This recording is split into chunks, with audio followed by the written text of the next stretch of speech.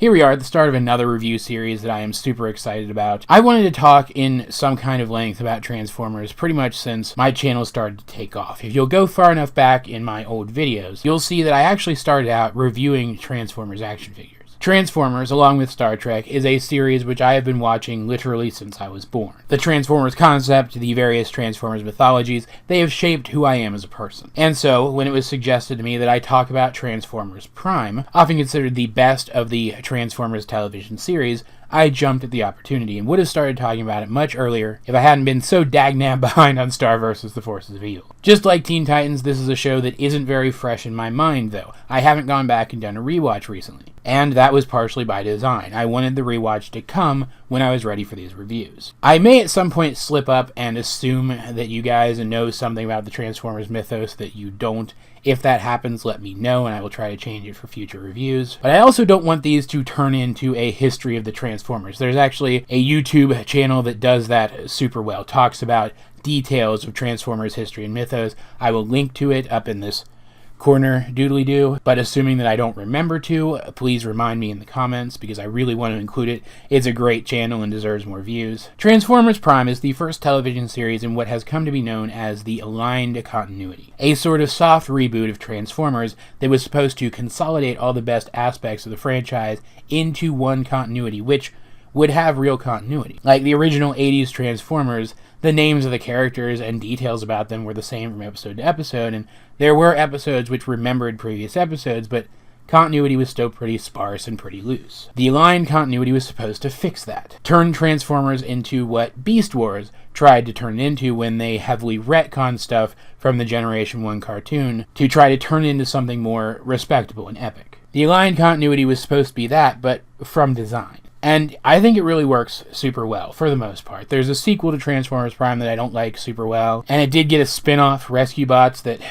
I know it was aimed at little kids, but it was too childish in my opinion. But Prime itself, and the stories that preceded it, the War for Cybertron and Fall of Cybertron video games, were excellent. I think there are some comics that exist in the mix too, but I honestly wouldn't know. Like I said, I don't follow the comics too closely, though I am trying to fix that. While I may reference some stuff from the video games, for example, or I may reference the sequel to this series, I am primarily going to be focusing on just the series. Kind of the same way that I am with my Teen Titans reviews, I'm going to be focusing on what's in the series and what the series does on its own and pretty much nothing else. But I do want to briefly cover a summary of what the concept of Transformers is for those who might not know. Transformers themselves are autonomous robots, sentient robots native of the planet Cybertron. Originally, the lore tried to convince us that they evolved naturally on their planet, and we do see other robotic species in the Generation 1 cartoon that seem to have evolved naturally, but it is retconned later on that the Transformers were created by a being called Primus, who, in certain continuities, is himself a Transformer.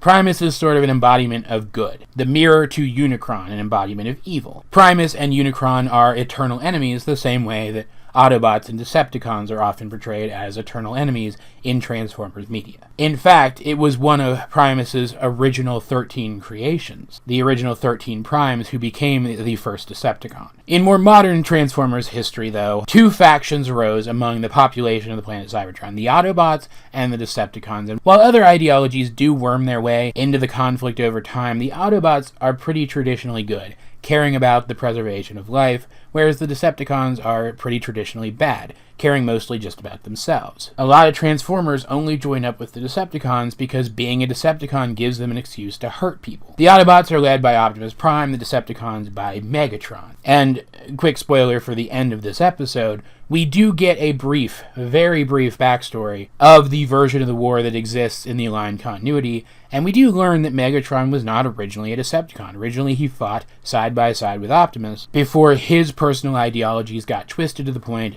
that he switched sides. This is really cool, and they make good use of it later on in the series. The episode itself opens on Dwayne "The Rock" Johnson Mobile over here, aka Cliffjumper, talking on the comm with his partner, RC. That is partner in like a police sense rather than like a romantic sense, just for clarification. They consider themselves partners in battle, I guess you would say. And Cliffjumper is pretty much the best fighter that the Autobots have, aside from Optimus. So when he discovers a big open pit of raw energon and a Decepticon ship hovering over it, he stands his ground, which is a mistake. The Decepticon Terracon drones, these identical robots here, merely have to fire into the field of raw energon, detonating it in order to knock him out and capture him. He is pretty much immediately killed by Starscream, who is the current leader of the Decepticons. And honestly, I expected this from the very moment I heard his voice. As I alluded to earlier, Cliffjumper is voiced by Dwayne Johnson, and I was plenty old enough when I first watched this show to recognize that there was no way they could afford such a big star for a recurring role.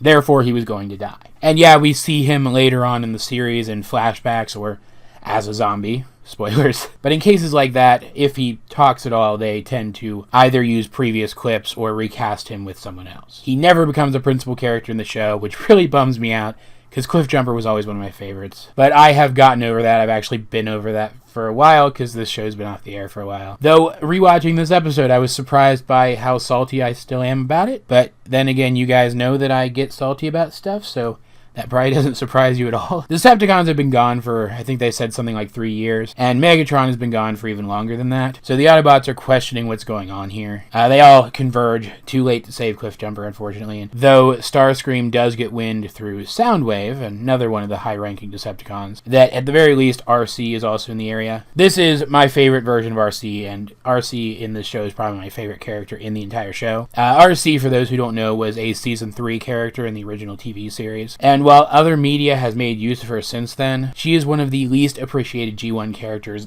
by Transformers producers themselves in history. She never got an original toy release, which makes sense because her design wasn't really conducive to the technology at the time, and later versions of her tended to also underuse her in some way or another. In this show, though, she is a recurring character, kind of a hybrid between her brief movie appearance and her G1 appearance, where she's still a caring motherly figure but also a super capable warrior. Plus, she's got this cool motorcycle design, which kind of gives her the vibe of a 90s femme fatale, which I really appreciate. I really appreciate the update to her character and her design. And I love that she has made a major focus of this show. Losing Cliffjumper hits her hard, not immediately, but over the course of the series. I kind of wish that it hit her more immediately, but I recognize that it couldn't because they still had a bunch of stuff to set up. While trying to avoid the Decepticons, she parks at a fast food place, in her vehicle form obviously, and is spotted by a kid who works there, a kid who is trying to save up to buy a motorcycle very much like her alternative mode. So he takes a seat on her motorcycle mode, which some of the way that I describe interactions between the humans and the Transformers is going to be weird in this series. You guys just have to push past that. So the teenage boy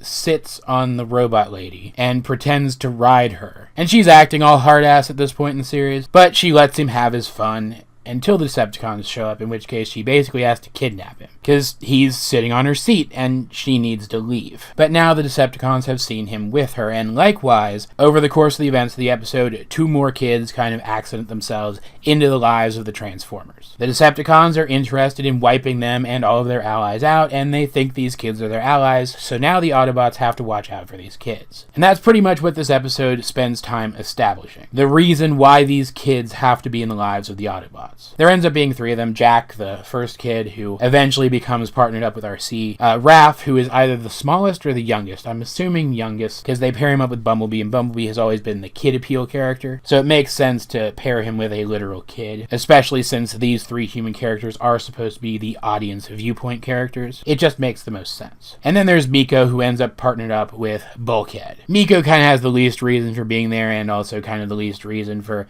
ending up partnered with the Transformer that she ends up partnered with. But I still like her. Her character is still endearing. It's just she is probably the most superfluous of the 3 human characters, and I'm sure we'll talk about that as this review series goes on. The kids get taken to the Autobot headquarters in an old bunker. Optimus Prime himself gives them the history of the Autobot and Decepticon War, and that's pretty much where the episode ends. There's some fight scenes sprinkled in there that were pretty good, but that's pretty much the entire first episode of this show. The first episode of the 5-part premiere, by the way. The premiere of this show is basically a TV movie. Like, I honestly wanted to cover the entire premiere all at once, but I just don't have time to do it. I have to break it up if I'm going to get any other work done, and also to preserve my sanity. I would say it's on par with how great the Teen Titans premiere was that I reviewed earlier this week, especially considering that this has a lot more to set up than that one did. We have to establish a little bit of everybody's character, we have to establish this complex backstory, we have to establish why there has to be this relationship between these human characters and these giant robots from another planet. We have to establish that Megatron's gone so that the very last reveal of the episode, that he's finally back, has its proper impact. We have to establish a little bit of the Decepticon characters. There's just so much going on here. I definitely understand why they made this a multi-part premiere so that they could relegate some of the more series-specific details to be established in the other 4 episodes. Again, brief spoilers, but the second episode will basically finish setting up the overarching premise of this series, whereas the other 3 will focus more on setting up the specific themes for the first story arc. I really like the Alliance continuity just in principle. I described it as a soft reboot because it doesn't wholly reboot the franchise. It's not like it overwrites previous continuities. Transformers has a very well-established multiverse. The other established continuities just exist in other universes in that multiverse. The Alliance continuity's mission statement to sort of bring the best of past Transformers continuities together into one, I think works super well. The show has a look very similar to that of the movies, at least in terms of the design of the Transformers characters, with the exception of some of the Decepticons, I guess. Like, characters like Soundwave and Starscream, who are very bulky in the movies, are really slim and streamlined in this series. But Megatron, his vehicle and his robot modes are both in many ways similar to his first appearance in the movies. Optimus is a long-nosed truck rather than a flat-nosed truck, and his proportions are very much more based on his movie proportions. Bumblebee is not a small economy car, but a large muscle car. RC is a motorcycle like she is in the movies. And it makes sense, the movies were still really big at the time that this series came out. But then there's other things that it snatches from other places. I mentioned the video games. They're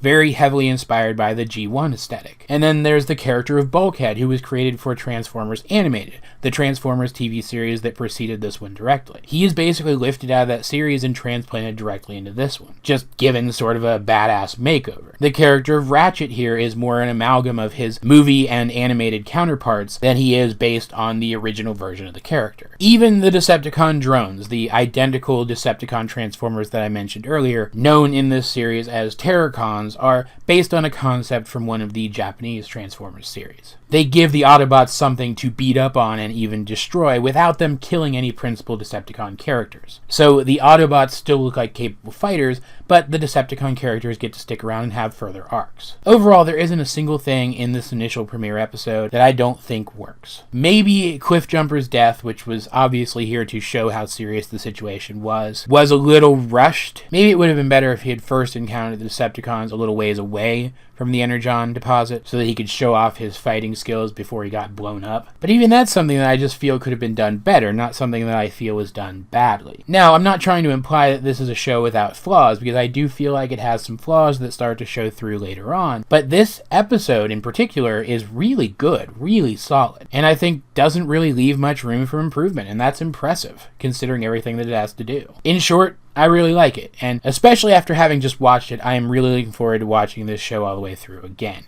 And I hope you guys are just as excited to take this journey along with me. Either way, though, I want to know if you have seen this episode of Transformers Prime, or if you haven't seen any Transformers media at all, anywhere in between.